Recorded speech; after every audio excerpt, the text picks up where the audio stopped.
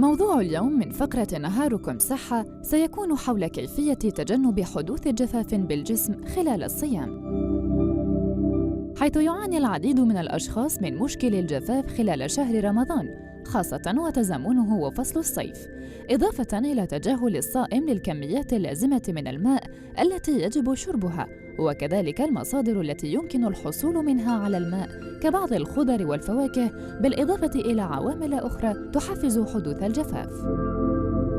لذلك ينصح الأطباء بضرورة الإكثار من شرب الماء، وذلك بتقسيمه من وقت الإفطار وصولاً إلى وقت السحور عبر شرب الكميات اللازمة من الماء، والتي تتراوح من 8 إلى 12 كوباً. كما يمكن تزويد الجسم بكميات من الماء عبر تناول بعض الفواكه كالبطيخ، الدلاع، البرتقال، العنب، الفراولة وغيرها.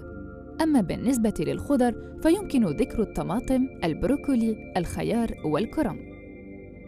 كما أثبتت الأبحاث إلى أن استهلاك الحلويات يؤدي إلى زيادة الشعور بالعطش نظراً لكمية السكريات العالية التي تحتوي عليها.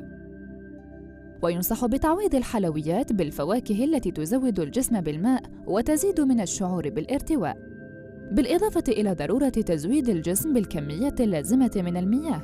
ينصح الأطباء خلال فترة الصيام بالتقليل من الأكلات الغنية بالتوابل والبهارات والملح، وكذلك تجنب التعرض للشمس، حيث تعتبر كلها عوامل تؤدي إلى حدوث جفاف بالجسم.